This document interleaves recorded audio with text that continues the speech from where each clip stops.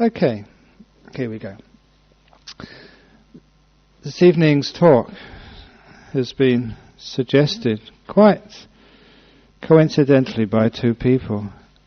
I was passed an email from Canada who were asking for a topic for a talk, and someone also came up to me and asked for exactly the same topic, which is quite a coincidence, especially as the topic has been something which I've never really focused on before. But it's an important topic because it occurs in people's lives, in modern lives. It's all about the ending of relationships, about what's the right time, how to do it, or should one do it, and all of the ways that we can go through this time of a relationship ending and be able to use the opportunities skillfully for growth, for peace, for happiness, at least minimizing the pain. So today's talk is about ending of relationships. And I am warming to that theme simply because Buddhism is not just some sort of theory, it's not just something which is practiced in monasteries, it's not just something which you do on a meditation cushion, it's something which should give you guidelines to what happens in life. And unfortunately some people will have a relationship, and sometimes the relationship starts to become weak. You want to know what should be done. Is it repairable, or should one just call it a day? And how to call it a day in the most skillful, most compassionate way for everyone involved. But before I start, I'd like to also emphasize that there's a theme which runs through this talk. It's a theme which I've been talking about quite a lot in the last couple of weeks. And that theme is just the way that we make decisions. Because when it comes down to it, there one is in a relationship. One has to make a decision about whether to continue, whether to keep going. And I think I mentioned, it could have been last week, but please excuse me, because in the last week I don't know how many Dhamma talks I've given, simply because I've been over in Sydney as soon as I left here on a Friday, then over to Sydney and given heaps and heaps of talks. Seems every day, at least 2 or 3 talks. So I'm not quite sure when I said what and how and to whom, but nevertheless, there's a very powerful teaching in Buddhism about how to make decisions, or rather how not to make them, to make sure that one is never acting out of 4 things, and those 4 things are never acting out of desire, out of ill will, out of stupidity, and out of fear. And when we talk about those 4 things, when it comes to ending a relationship, so often those 4 things are all very active, which makes the decision-making process usually one which creates more pain and difficulty in our life and the life of others. So if you are in a situation where this might be happening, just check those 4 things, like a checklist first of all. If I'm going to make a decision, where is that decision coming from? In particular, I'm going to go to the 4th factor, first of all, fear. Because too often it is the fear which is the dominant force which makes us either withhold a decision which needs to be made, or which bends the decisions just out of fear. What really fear is just we're afraid of the consequences, we're afraid what other people will say, and sometimes just afraid of doing anything. And of course in our life, when we have that fear, it means that we aren't being wise, we aren't being constructive, we can't be compassionate. It is a fear which actually makes many decisions go in the wrong direction. So when there is a relationship there, are you afraid of staying? Are you afraid of breaking up? One of the things you should know, that people, sometimes they stay, sometimes they break up, but it's never as bad as people really imagine it would be. It is fear which exaggerates the situation and makes the consequences appear almost unendurable, which blows them up out of all proportion. I'm giving you many stories about what fear is. And sometimes if you go to a dentist and they say, I'm sorry, but this is going to hurt, it's going to really hurt, it's going to terribly hurt, then of course it will hurt even more. A good doctor or a good dentist will say, it's not going to hurt very much, just a little prick, that's all there is. Ah! And so why do you tell me that? Because if I told you it would make it feel worse. So often it is a fear which exaggerates the pain.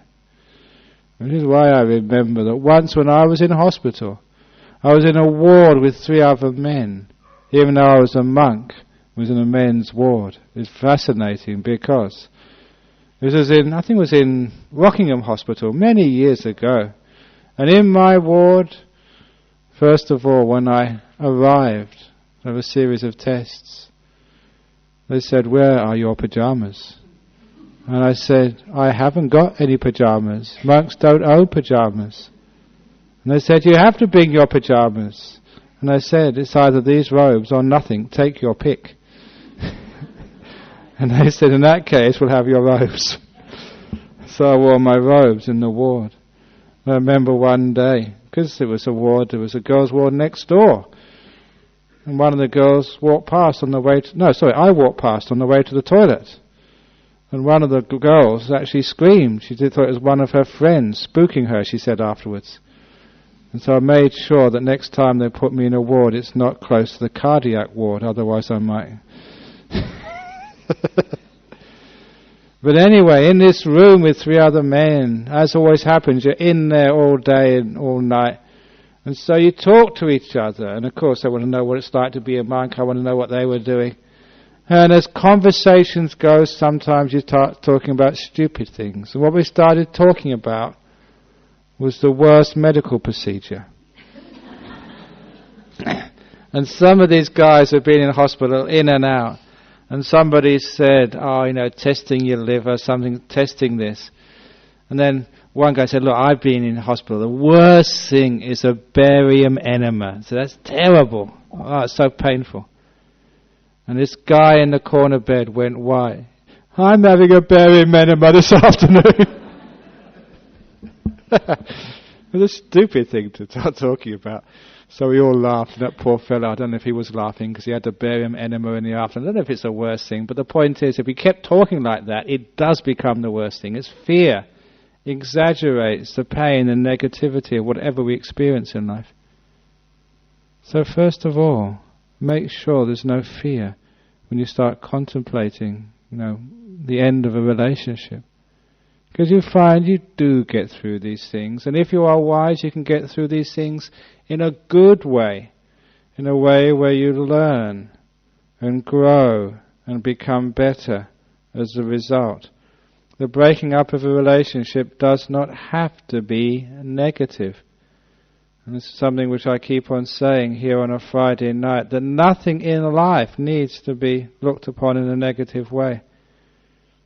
As we say, the law of karma, the ingredients you have to work with in your life, whether it's a relationship which is failing or a good relationship which is blossoming, whether it's a life, whether it's a death, whether it's richness, whether it's poverty, whatever you have to deal with in life, that's the karmic ingredients you have to work with. But the most important part of karma is what you do with those ingredients. It's how we deal with what we have is the most important part. I've given many times the story of 2 ladies baking a cake. One's got terrible ingredients, one's got really good ingredients. I won't go in detail in that story. Who makes the best cake? The one with the best ingredients? Or the one with the worst ingredients? If you know, whenever you're cooking, the ingredients are only a part, a small part usually, of the deliciousness of the meal.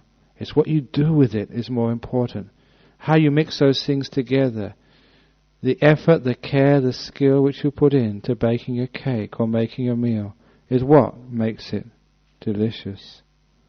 In the same way, a lot of times it doesn't matter what you experience in life.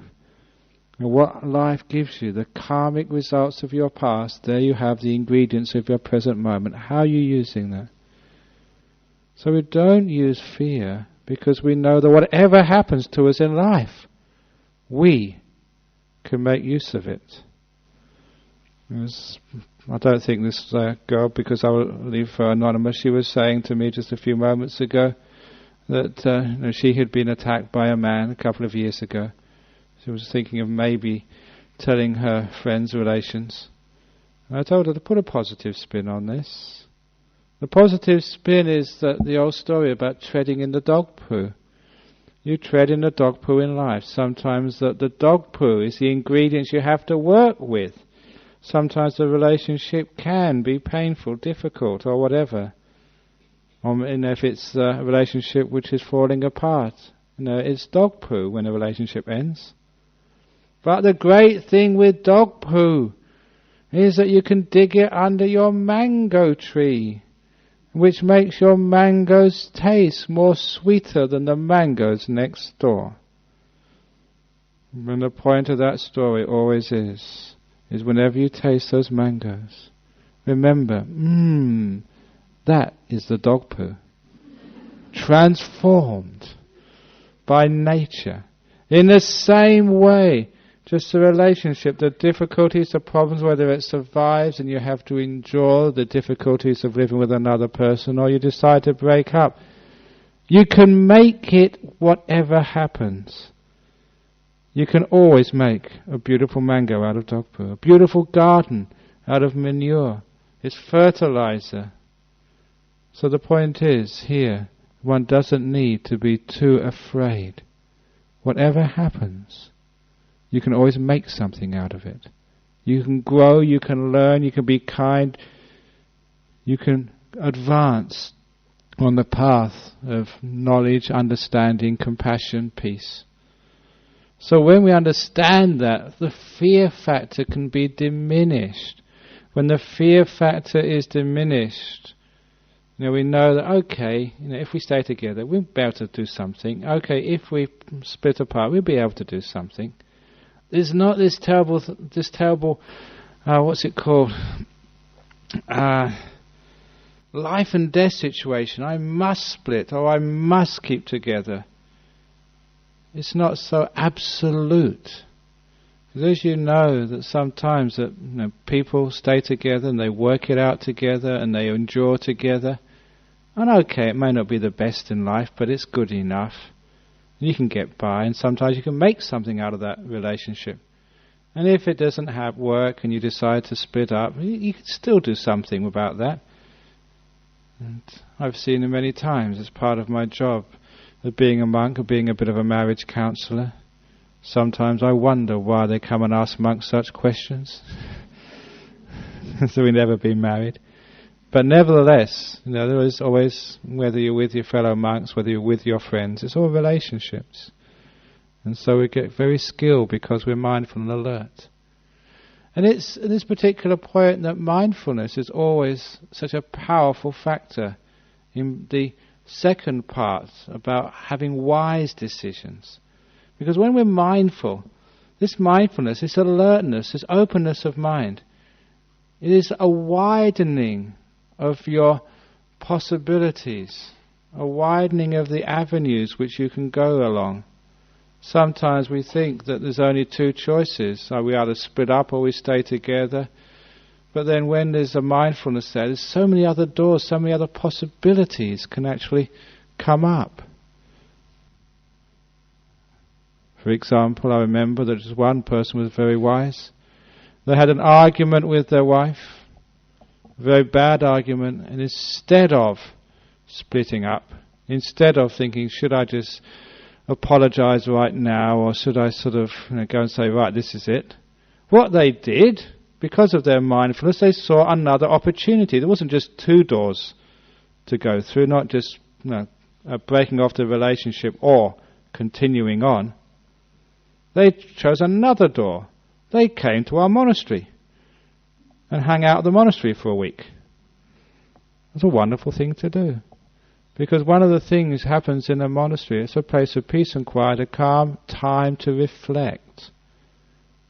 And sometimes when we're making decisions, just we need to walk away from the heat of the situation to gain perspective. The perspective is like this. It's a simile I haven't given here for a long, long while. It's a simile of what is the size of a hand. This is my hand over here. What is its size? It really depends on how close it is to me. Now my hand is so close to me, it blocks out the whole world. I cannot see all of you. I cannot see the camera in the background. I cannot see anything at all. My hand is so big it blocks out the whole universe. Now is it my hand's fault? Or is it the fact I've put it in the wrong place? If I put my hand where it belongs, which is at the end of my arm, sure I can see my hand, but I can also see each one of you as well. This is called perspective. Sometimes when we have the difficulties in our relationships, the problems, sometimes it's just too close to us. We cannot get a good perspective. And then if we make a decision on that, we're acting out of stupidity. Not really clear thinking. Not clear seeing. Which is why it is great whenever there's these life decisions to be made, these important decisions that affect your happiness and the happiness of so many other people, that we gain a means to walk away a little bit to get a proper perspective. When it's so close, we miss so much. When it's out here, it's my relationship. Yeah, but there's more to life than just your relationship. You can actually see it, but you can see something more. This is the problem, but you can see more than the problem. This is a difficulty. You can see more than a difficulty. This is the happiness, but you can see more than the happiness. You get things in a big perspective, and a lot of times, to be able to do that, you've got to have a time of peace and quiet. A time to actually to take that thing which is which has been so important to you and put it where it really belongs. Yeah, it's important, but maybe not as crucial. Because you see that so many difficulties and problems and things which people argue about, the sort of stuff which does break up a relationship. Sometimes when they tell me those courses, I think, what are you breaking up for such small things? It's only a tiny thing. And they haven't always done that. You know, that story which somebody told me in Malaysia, it's not they told me, but an experience I had in Malaysia when I was teaching at a university, gave a talk on Buddhism. At question time afterwards, somebody put their hand up and said, my husband has lied to me. I've caught him out. I can't trust him anymore. Should I break off the relationship? Should I get divorced?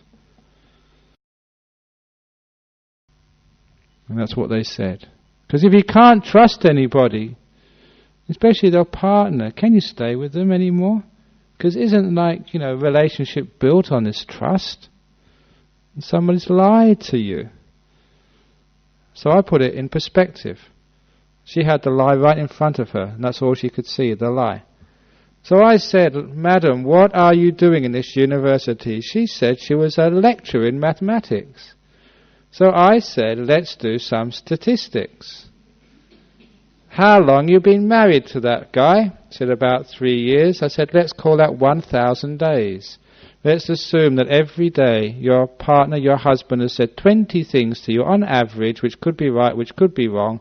That's in the time since you were married, he said 20,000 things to you. Now he's lied for the first time. So you should know, lecturer in mathematics, that according to statistics, probability theory, it means on his past record, the next time he says something to you, there's a 20,000 to 1 chance he's telling the truth.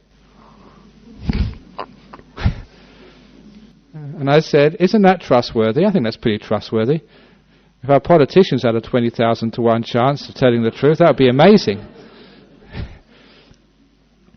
So, because of that, she saw what I was, pointing out. The lie was so big, that's all she could see. And she couldn't see anything else. And this is the one thing with wisdom, that if we can keep things in perspective, I think that would actually save so many relationships. Because it's the one lie, which is all we see, which breaks the relationship. It's the one mistake. It's the one time when the person hasn't done the right thing. And we just cannot see all the other times when they have done the right thing, when they have been the perfect husband, the wonderful wife, the caring partner. And how come it is that just a few mistakes is all we see, and that is what breaks the relationship? So whenever you're contemplating breaking the relationship, Ask yourself why. Ask yourself why not. See what the problems are, what the benefits are, and put them in a proper perspective out here. Because when I put my hand out here, sure I can see my hand, but I can also see other things as well.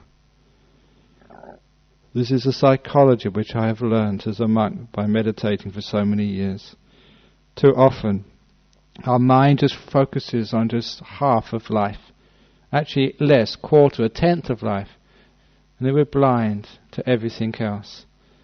So when we're making decisions, if we are going to be wise, we have to be fair.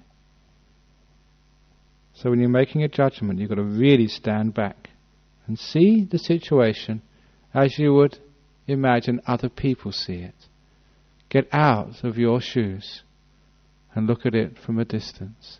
Which is why taking a retreat, taking time out, relaxing, whatever it is you do, like coming to a monastery for a few days, then maybe that's a good opportunity. However, there was this one lady who came and told me once, because in Thailand very often when ladies have problems with their husbands, they always come and stay in a monastery. So much so that she became afraid of coming to our monastery, because she was afraid what other people would think of her. If she came to the monastery so often, they would tell her, "Oh, you might be having trouble with your husband." She said, No, I just love coming to the monastery. There's no trouble at all. Yeah, that's what they all said. The only reason to come to a monastery is because you're having marriage trouble. But that's not obviously the case. But that was the case sometimes in some monasteries in Thailand. The only time people would go to the monastery is if they're having difficulties.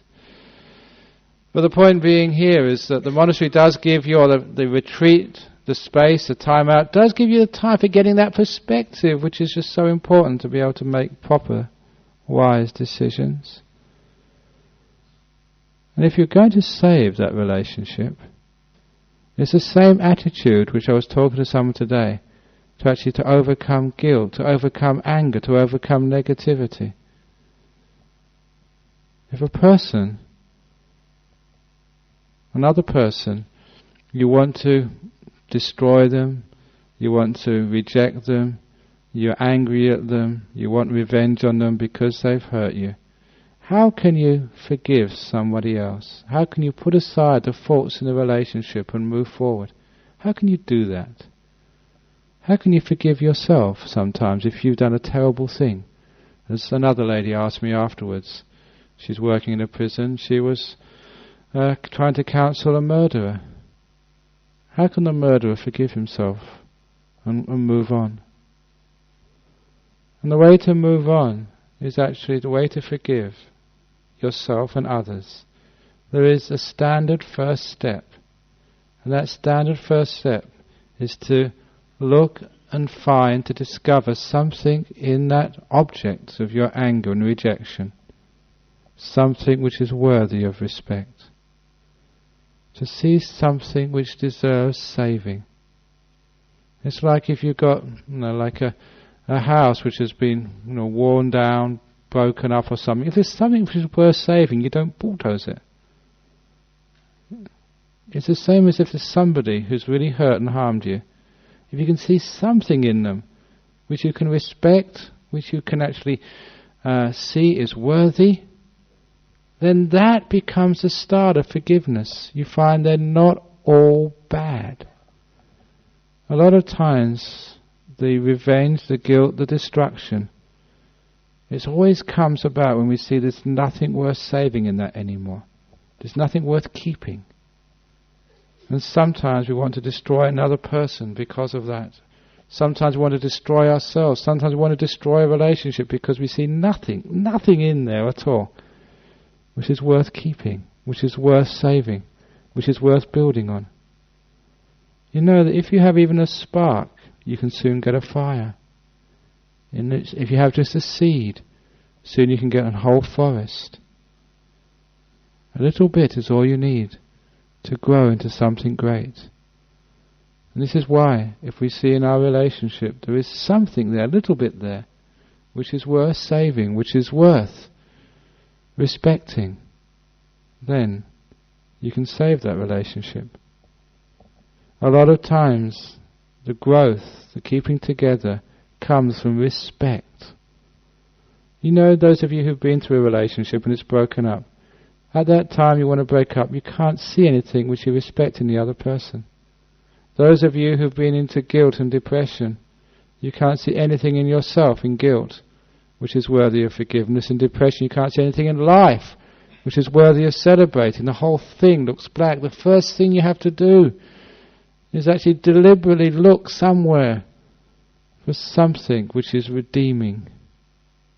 And once you start to see that, it's so easy to forgive somebody else. You can see something good in them. I remember when I was visiting my mother some years ago, there was this guy walking down the street, and there was some old building in the south of England somewhere collapsed. And this guy was out of work. He was a pretty no-hoper. He had a relationship, a marriage, but his wife was actually filing for divorce, I think, at the time. He raced into this building, and he was a hero, managed to save a couple of kids. And he risked his own life. It was a very heroic thing he did. I remember listening to the news in my mother's flat, and they're interviewing this man's wife. He was in hospital with wounds. He was going to recover, this man. His wife said, "Look, I was about to divorce this guy. Now I've seen what he did. I'm going to carry on this relationship with the guy." She saw something in her husband that she'd forgotten. Something really worthwhile, something redeemable. And that was enough to keep the relationship together, something to work on. So a wonderful way of actually solving relationship problems is looking at the relationship, looking at the partner, and deliberately stopping looking at all their faults, what's wrong with them, the time they lied, look at something which you can love in them and you can care for, that you can worship even, some redeemable thing which you can really respect. Once you have that, what usually happens, you can see something else which you can respect in them, and something more. It's an old psychological trick.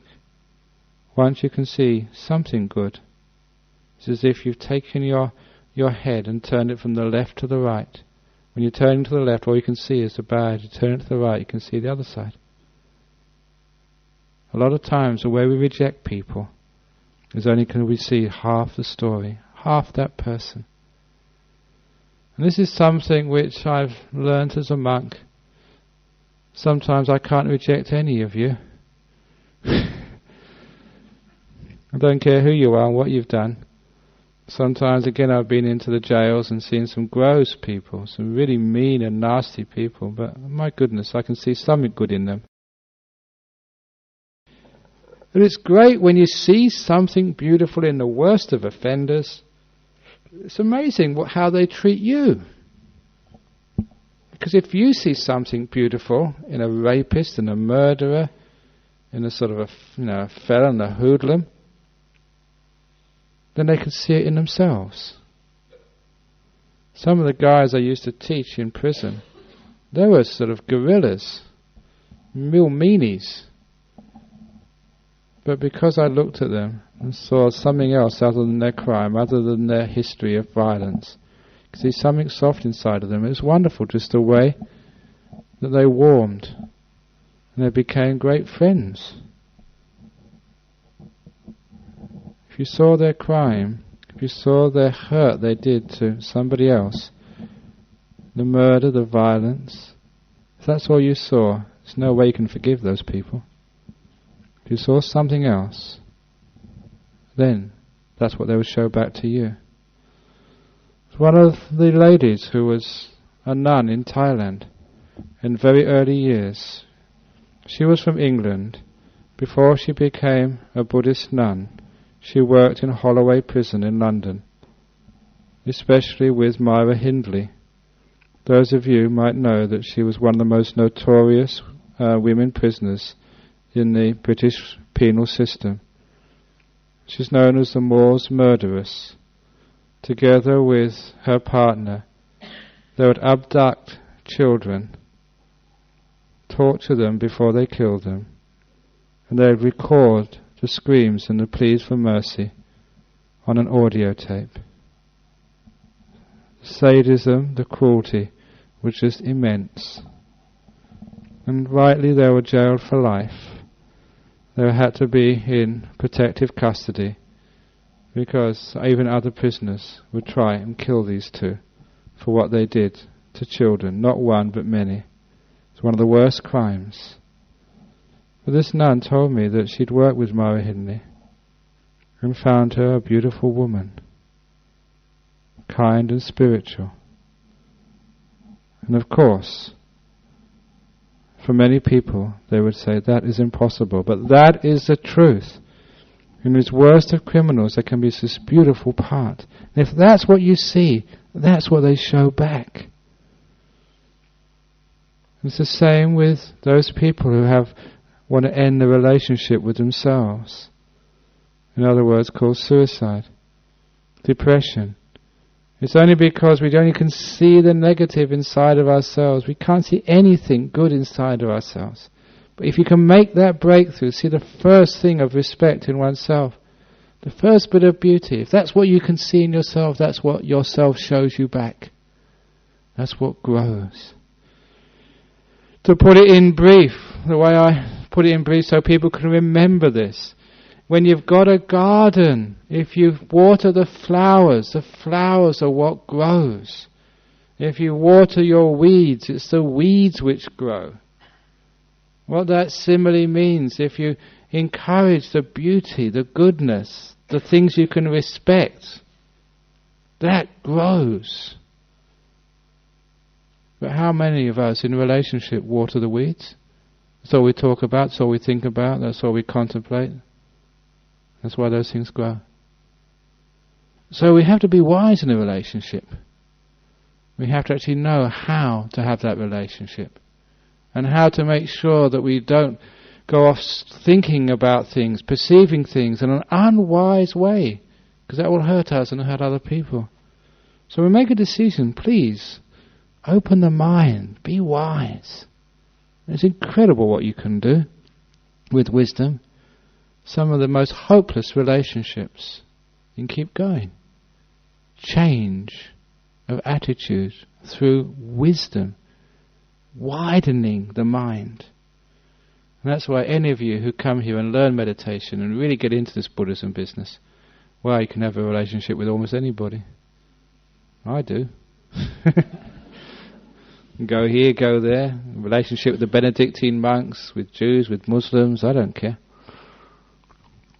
And that relationship is a relationship of respect. Seeing something in the other person I can really respect. What was it? Some years ago, a couple of years ago, I was invited to go to Christchurch School to give the morning, what's it called? Morning assembly. Christchurch School, it's an Anglican school, isn't it? Anglican school. And so, Frank Sheehan was the chaplain there, a great guy. I don't think he knows whether he's a Catholic or an Anglican, because he was once was one and then is another. I think he doesn't care either. He's just a good guy, a spiritual fella. But the headmaster was an Anglican, and so as we were walking into the chapel before the assembly, there was a headmaster who said, "Now listen, there's a little shrine in there, a Christian shrine. You're a Buddhist monk. We usually bow, but you don't have to bow to the Christian shrine." And I took offence. I said, "Why not? I demand my right to bow to the Christian shrine." He said, "But you're a Buddhist." And I said, "I can still see something in Christianity which I really respect. And that is what I'm going to bow to." Okay, I'm a Buddhist. There's obviously many things in Christianity I don't agree with. But nevertheless, there's some things which I can agree with. Therefore, I can respect it, I can bow to it, I can have Christians as my friends. I can have relationships. Monk relationships with the Benedictine monks in New Norcia. Now you can understand how relationships can work, and they can keep on going, and they can keep on building with that wisdom. A lot of times, the other two factors we make decisions on, desire and ill will. Now, what's desire? We may be thinking of having another partner, we're fed up, we want something else. And ill will, I'm not fed up with this. You get angry. As soon as you get angry, you get into this whole perversion of perception where you can only see what justifies your anger. You know what that's like when somebody's angry at you. Whatever you do, they just use it as evidence to justify their anger, even if you're kind. It's too late, you should have been kind earlier. That doesn't matter, I'm kind now. The point being, when we're angry, when we're upset, we just don't see things fairly. Same when we have desires, something we want out of this, we don't see things clearly. So we should never ever make a decision out of desire, ill will, stupidity or fear. So the first thing you should do is to make sure that those aren't there when you're making a decision to continue a relationship or to end it. Sometimes those decisions are hard. Kids involved, finances involved, a huge number of parents involved, your life involved, your business is involved. So what you always do is put everything you can possibly find into the balances. But you don't need to worry about it. It's a worrying when we make decisions, which means that the decisions are just all out of fear usually, and stupidity. We make wrong decisions again and again and again. To say about desire, why people make decisions out of desire.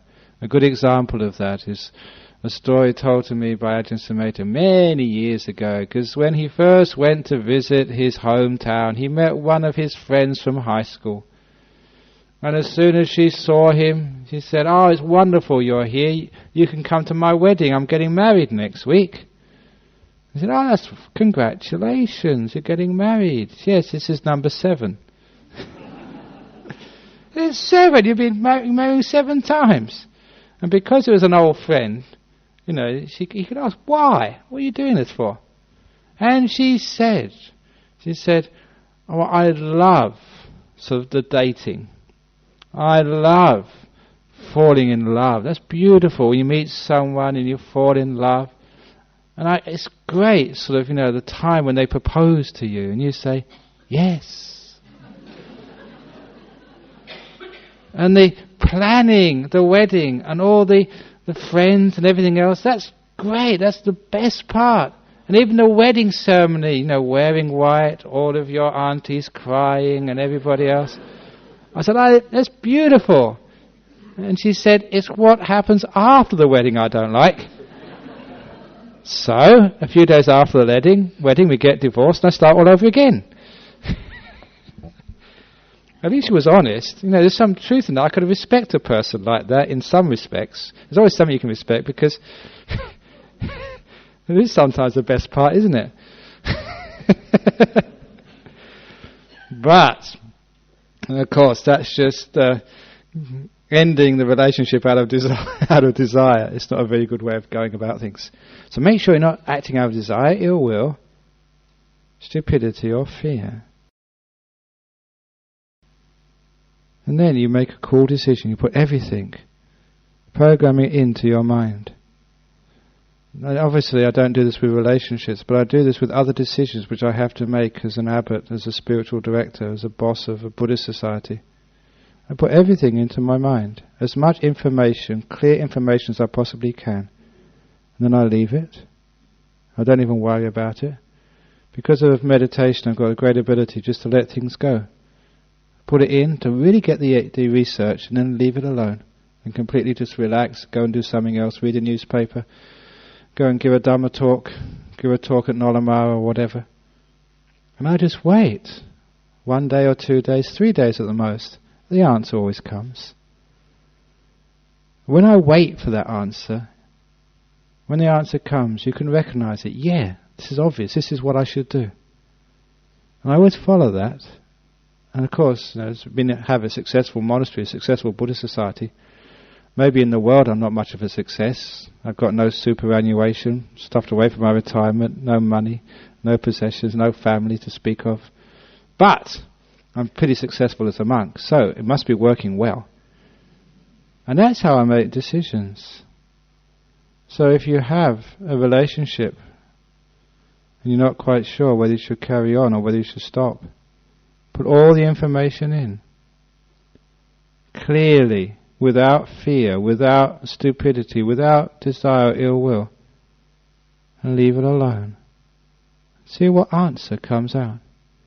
If the answer is to carry on the relationship, then there's many strategies you can actually use to actually, obviously the relationship was in trouble, to make it better, for goodness sake. There you are, you've got the relationship, you're going to keep it going for a while. Put some more effort, but not willpower, wisdom power into your relationship. Don't just, think of yourself. As I said last week, don't think of him, don't think of me. Think of what's between the two of you.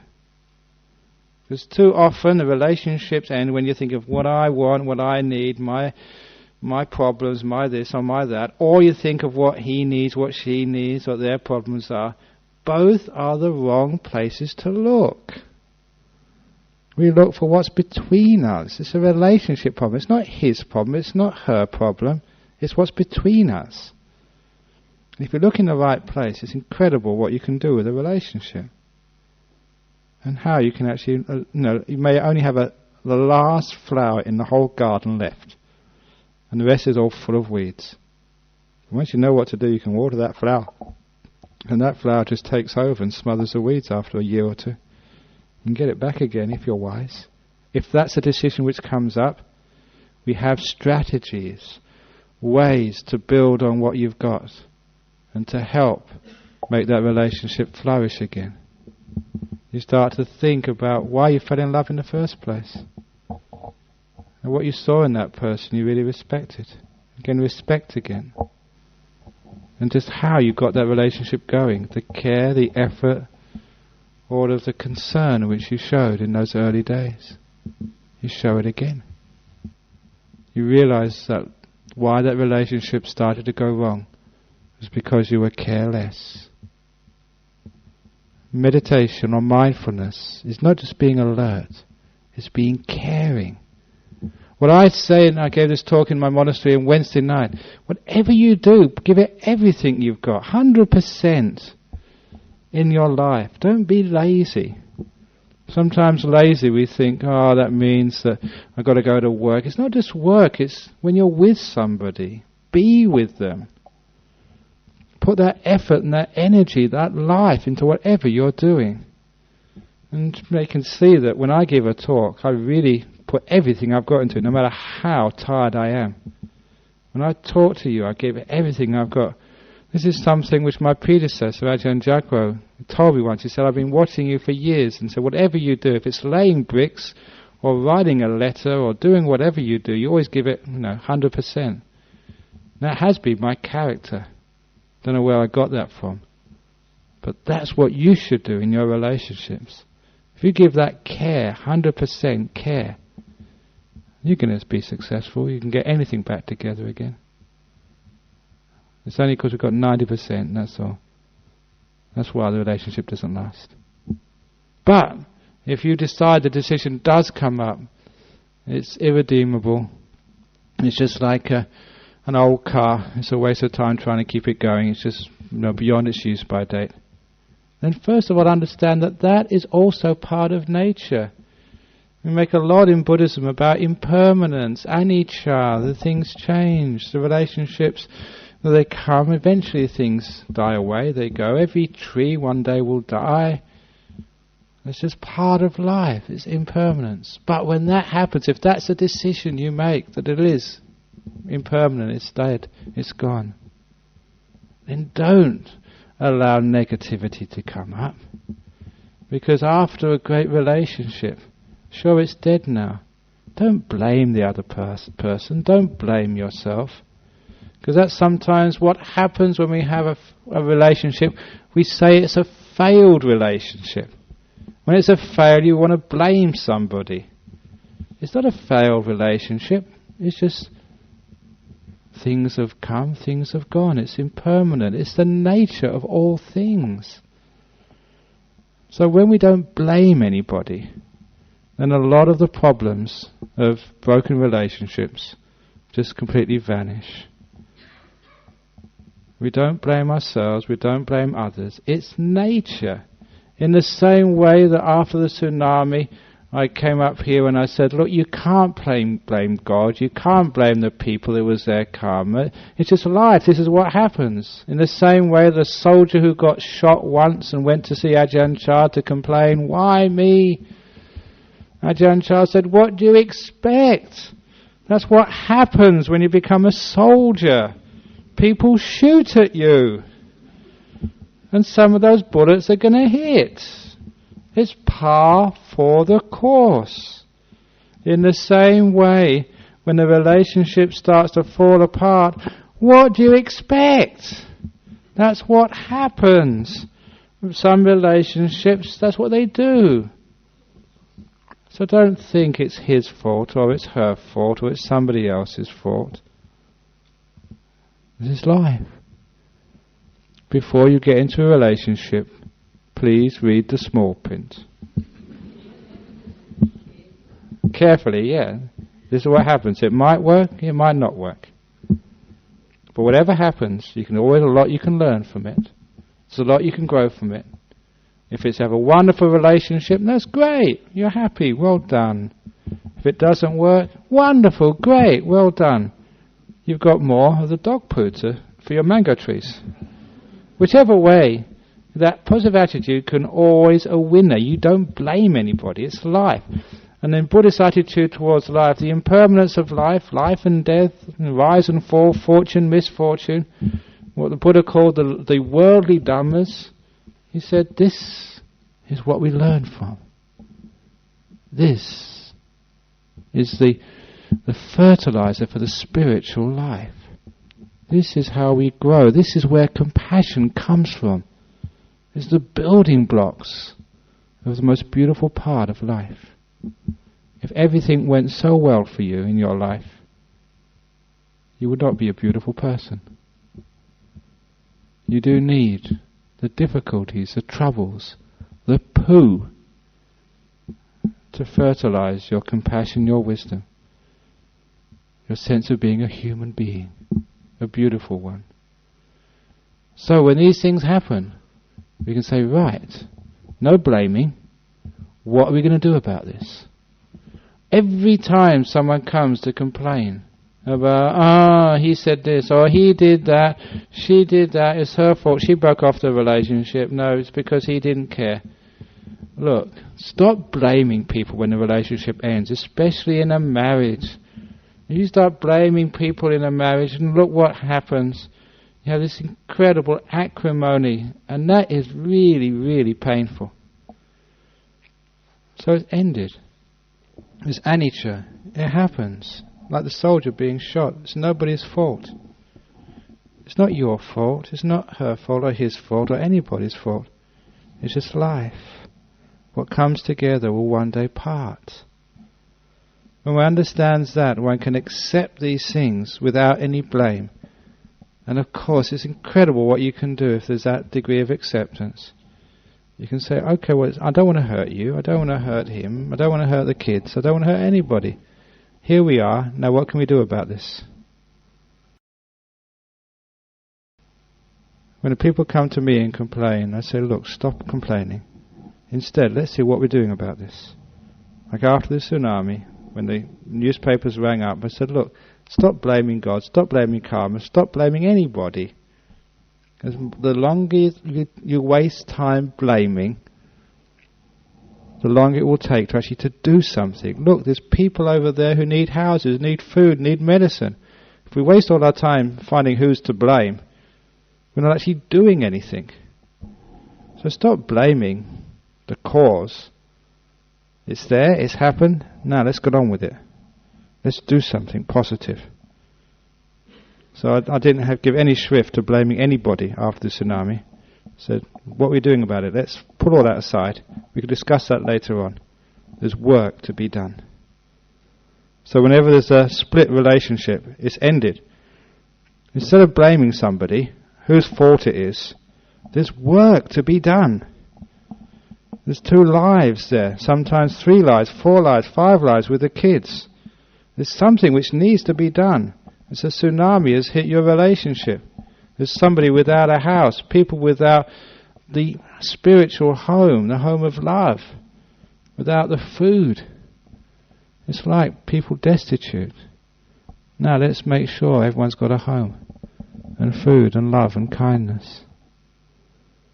So we don't blame.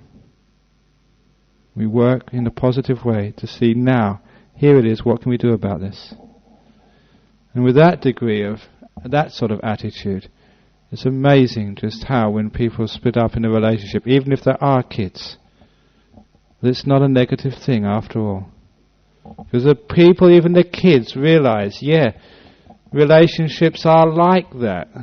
They may last, they may fade away and disappear. Welcome to life. They're learning about the realities of life.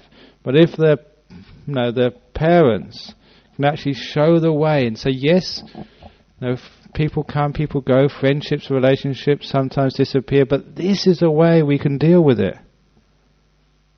Not blaming, without anger or without aversion, but in a positive way. We can see, okay, now what can we do? Relationship's over. Let's see how we can deal with this in a compassionate, kind way, in a fair way. So this is why the Buddha would never allow any justification for revenge, no matter what a person did. He gave this beautiful simile of the saw, which is one of the most powerful teachings of the Buddha. So powerful that when I was in Sydney, someone asked, can you actually really do that? The simile of the saw was this: if somebody comes, like bandits, thieves, thugs, and they hold you down, and they saw your limbs off with just an ordinary saw, not a chainsaw or a circular power saw, but a slow saw, torturing you for no reason. He says, if you have just one thought of ill will towards your torturers and your abusers, you're not a disciple of mine, said the Buddha. What he was actually saying, there was never any justification at all for revenge or anger, even if somebody was abusing you and you were faultless and they were harming you, even torturing you. It's a powerful, powerful teaching, because in our world we always seek some justification. Yeah, you've hurt me. That shouldn't have been done. Right. That justifies my anger and ill will, trying to hurt you back. I remember reading this one story. This couple, they were British, married to a United States. I think the woman was British, he was a US citizen. And to get her own back on him, because she really wanted revenge, she still had the keys to his apartment in New York. She went in there on the weekend when she knew he was away for the weekend. She picked up his telephone, rang the international code for the automatic time in London, and left the phone off the hook. Because it was like an automatic answer phone, it would go on, and it did go on for about 50 hours until he came home. And so he was faced with this huge bill, 50 hours of international telephone calls. In those days it was, a few thousand, about $10,000 or something, just out of wanting revenge. And of course that's a stupid thing to do. What do you want to do that for? What does that really help? That's actually not the Buddhist way at all. So if a relationship does start to unravel, okay, what are we doing about this? No blaming anybody, no wanting to hurt anybody. What can I do about this? This is my situation right now, here it is. What can I do about it? And there's always something positive you can do, no matter what you experience.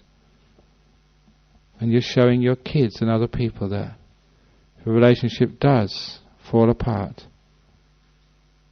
doesn't mean your principles, your kindness, your love, your wisdom, that doesn't need to fall apart. You can still be a beautiful person and say, well, this relationship has died, there's nothing left, nothing worth saving anymore. But I'm not going to get angry at you or angry at myself. It's been a wonderful time together. Thank you so much. Today, this afternoon, I had a funeral service which I took. said the same old story again and again. Story of my father's death. You know that story, many of you. I looked upon my father's life as a concert. When the concert ended, I never felt sad. Concerts have to end. But instead I thought, what a wonderful time that was we had together. 16 years. It's a beautiful life. Thank you so much, Father, for being there. I never felt sad to this day at the death of my father. In fact, I was grateful for it, for the time we had together. A son with his father is a relationship.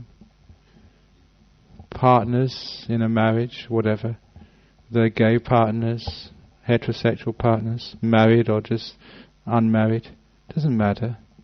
When you're together for that time, if it does end, can't you have the same attitude I had for the death of my father? No anger, no remorse, no blaming, no negativity, but looked upon your relationship as this amazing concert you had. You're so grateful to that person you shared your months, your years with. A concert has to end. It's ended very shortly, very soon. But thank you so much for all the times we've had together. So we don't need the negativity. So what I'm saying here, whether the relationship carries on or whether it stops, make sure you make the wise decision by checking you don't act out of fear, out of stupidity, desire or ill will. Make that decision clearly. Whatever happens, if you carry on, there's many strategies we can help you with to keep that relationship going. You have to see something you respect in that partner. Focus on what's between you. Not on her, not on him.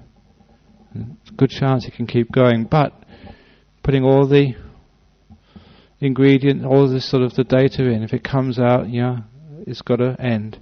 The concert has ended. No need to be negative about it. Okay, maybe a little bit painful, but that's just fertilizer for your mango tree. But make sure that this is what you're experiencing. This is it. How are you experiencing it? You can always make something of it. Make it positive, make it beautiful, like this story of a concert. It's ended, our relationship, but it's been a wonderful time. Think of all the beautiful things which you've experienced together. Thank you. And one thing I'll tell you, to finish off, there's always another concert coming next week. Just as there's always another talk here in Dhammaloka every Friday night. So don't be sad that this one is ending now. Sister Wayama is coming next week. Thank you. Okay, so that's an interesting topic, and I really thank the two people, one from Canada and one from here, who suggested that topic. I've really given it my very best. If it's not quite good enough, as things I missed out, I am a monk after all. But are there any questions about what I've been talking about this evening? Yeah.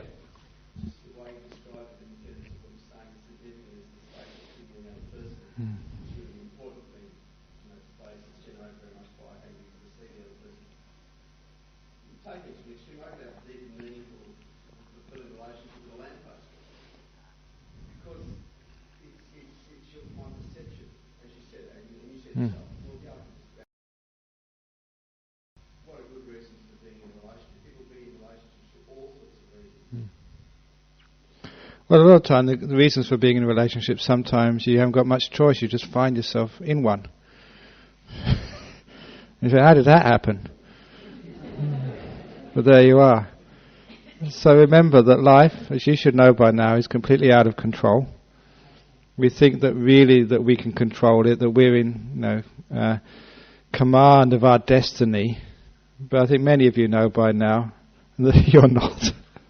Things happen, life happens, and your job is that you can't actually control about what happens to you in life, but you can control how it happens, how you respond to it. And that's the most important thing in life. You have a relationship, if that happens, make something out of it. If it falls apart, make something out of it. If you're single for a long time, make something out of being single. If you have a great partnership, make something out of it. The ingredients of your life, you can't control those. You're rich, you're poor, you win the lottery or you lose everything on your business. You get cancer or you're healthy. Oh my goodness. I was telling somebody the other day, my grandmother, she drank alcohol, whiskey, don't know how much whiskey she drank. She smoked. Her main food was fish and chips. Really greasy. I mean, this old type of fish and chips. I think nowadays they put them in like canola oil or something. Just really greasy lard, pig fat, whatever it was. They used to cook it with.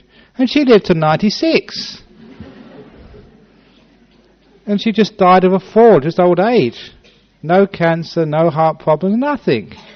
She survived a blitz in London. She was indestructible.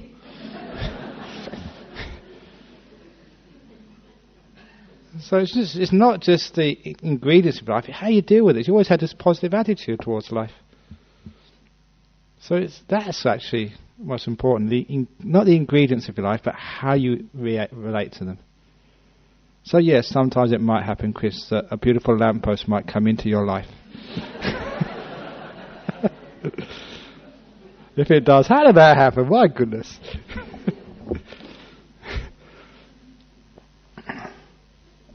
Okay. It's the same as actually, like if in a separation. It's not the separation which is the problem, how you relate to that separation. You stay together, how you relate to staying together. That's the important part. Yes, sorry?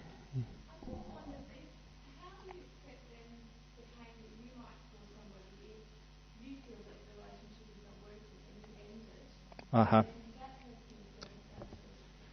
Yeah, okay. The pain you cause other people. Sometimes you don't cause other people pain. Sort of my happiness and my suffering, same as your happiness and your suffering, completely your concern in that respect.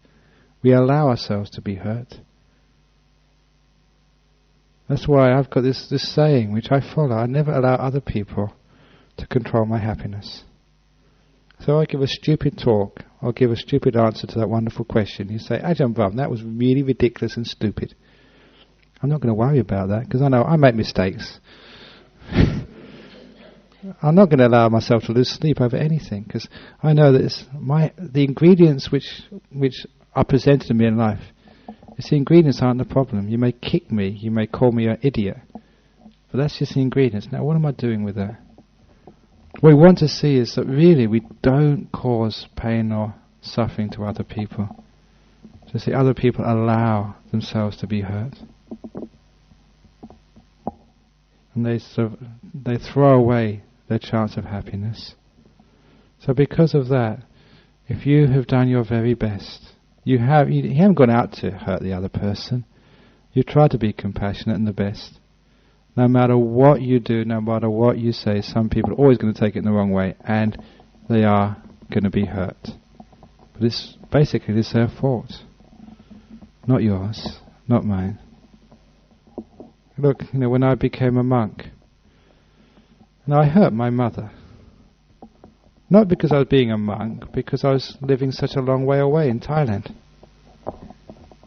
But I realized that I needed to do this, and I had to do this. It was good in the end for my mother. She got much more out of it. So sometimes, that was like a son-mother relationship, and it was like a breaking off because I went off to be a monk. So if that actually happens, the whole purpose is not to hurt the other person. But their response to what you're doing goes in the equation. You put that in the balance. You're about to end a relationship. I'm going to hurt them, but this, whatever happens. It would be wonderful if each one of us had the proper good Buddhist attitude, so that your partner would not be hurt. They would say, look, I'm really disappointed, I really loved you and cared for you, but that is marvellous dog poo you've given me. Thank you, my loved one, that when our relationship ended, you gave me the most wonderful gift, the heartache, the pain, the dog poo, which is, I know it's going to make me a wonderful person. Thank you, darling, as you go off with your new partner. Now that is a Buddhist attitude. Wouldn't it be wonderful if people could do like that? And then, you wouldn't have this terrible fear about, you're going to hurt somebody else. And of course, you know that I'm not being sexist here, but I think many people would agree that it's the women who are just so afraid of hurting others, especially their partners. And sometimes they just want to hurt themselves. They just allow themselves to be hurt too much. Care about your partner, but also care about yourself. And especially care what's in between the two of you. So it's a factor, but it shouldn't be that big a factor. And there's other factors as well.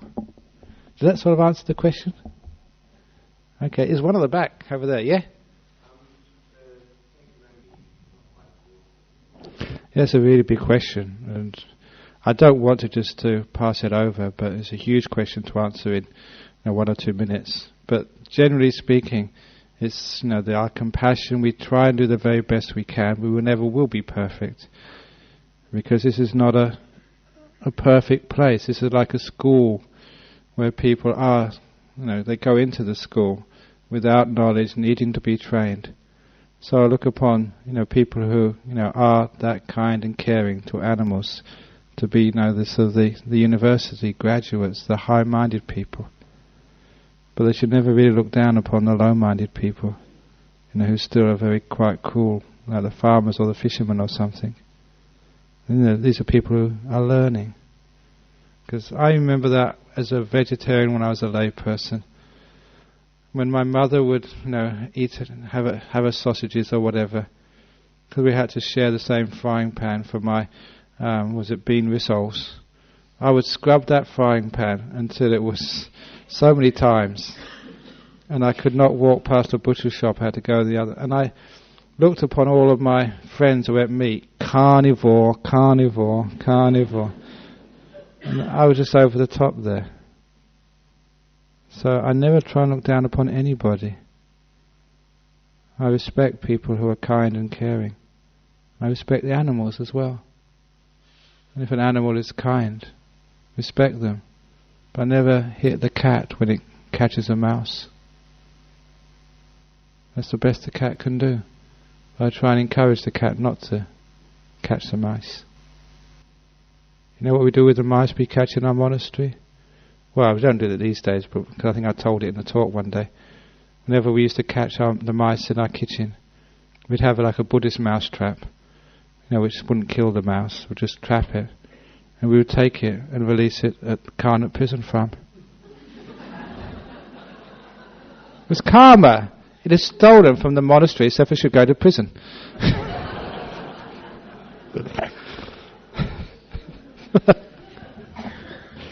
Makes sense to me. So that's how we could be kind. We have to put it somewhere anyway. That's a big question. Can you please ask it again next time? Because there's no way I can answer that adequately in the time which I have. So be your heart's in the right place. And see how kind we can be. Relationships with animals, with people, with everything. And I think we may make it a nicer place, a more peaceful place. But especially I was focusing on relationships with men and women, men and men, women and women, and other relationships. Because that causes huge amounts of pain. And I really, again, to sum up, thanks for those people who asked me to talk about that, because I would never thought of talking about that myself. And it's something which Buddhists should address. So hopefully I made a contribution there to that huge problem in your life. Thank you.